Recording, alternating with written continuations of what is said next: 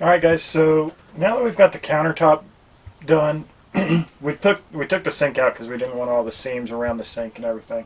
But while we've got it out, we're going to get rid of this old RV faucet, and we're going to put a nice residential faucet. You see that in a lot of the newer RVs. This one, it's got the pull down spout and all of that fancy stuff. It's high end, guys. But if you've never taken or done any plumbing on an RV, this is not this. So you can see there's a big difference there. So this is where your water ties into your standard RV faucet. This is your standard household faucet hookup. So how are we going to do that? So after thinking I was going to just have to wander the aisles of Home Depot or Lowe's trying to find an adapter, we stumbled across another YouTuber that had done this same thing, and he was nice enough. I'm going to put that down because I'm tired of holding it. He was nice enough to give us the part number for a fancy little adapter that will actually go into the existing water line on your RV. This guy right here. And then this top piece right here will tie into your household line. Now granted, we're not going to just put it on there. We're going to put some pipe thread sealant on there and stuff so it doesn't leak. But that was a huge help, so guys, I'm going to do the same thing for you guys. This is the adapter right here, part number LFA124, and you can get that at Home Depot. When you get it, it comes with a little compression fitting on the one end. You just take that off. You don't need that compression fitting. You take that off, screw the big end into your RV side, little end into your residential faucet side, so that you can have the nice fancy faucet that you see in all the newer RVs and all the newer homes. So add a little pop to your kitchen with the new residential faucet.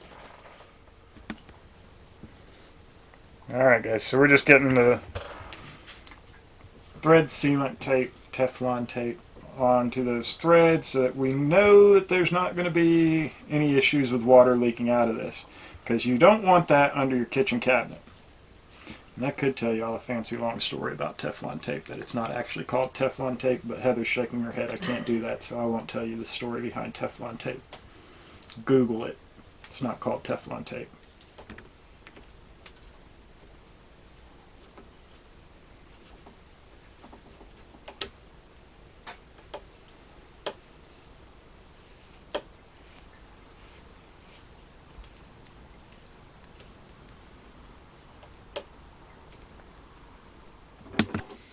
Alright, so we've got the adapters put on the RV side, so on the lines coming in from your fresh water. So now we're going to set the sink in and we're going to hook up the rest of it, and I'm going to shove this new faucet through the ceiling.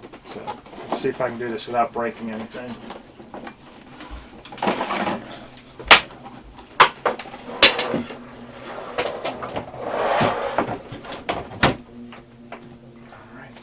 And we'll go through and we'll put a caulk line and everything down to keep water from getting up underneath the sink there.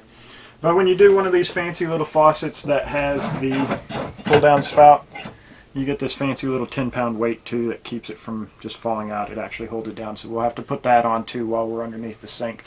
You probably aren't going to be able to see under the sink with me because there's barely enough room for me in there. So we'll let you guys know how it turns out.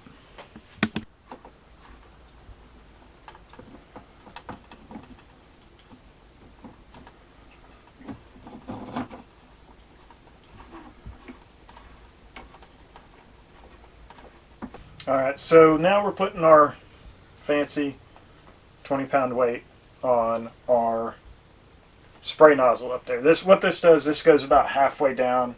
There's a third hose that you connect to a quick connect here, and all it does is it keeps that nozzle, makes it to where it goes back up when you want it not hanging down. So you can pull on it, and then when you're done, it'll automatically pull itself back up. That's where this weight comes in. So now all we're doing, we're putting that weight on, and they even mark on the hose where you're supposed to put it. So we're going to put that on now. Alright, so now that we've got the plumbing lines hooked up and everything, the only thing left to do is go back through, put your brackets back in that hold your sink down to the counter, so when you're going down the road it doesn't end up in your floor. And then we're going to hook the lines up, hook the drains back up, and test it. And when you put the sink back in, you want, like we said at the beginning, you want to put a caulk line around that sink. That way there is no water getting up underneath your sink and causing your nice new granite marble tops to rot out. Because that happens with these granite marble tops. It's not real granite. But anyways, that's all you've got left to do. Hook everything back up, test it, make sure there's no leaks. No leaks, good to go. So, if this helped you out, if it's got you wanting to replace your sink faucet in your RV, make sure you hit that like button, subscribe, hit the bell so you get notifications when we put new videos up, because we are always making improvements on this RV and our travel trailers. So guys, thank you for watching. Make sure you subscribe, and we'll see you guys next time.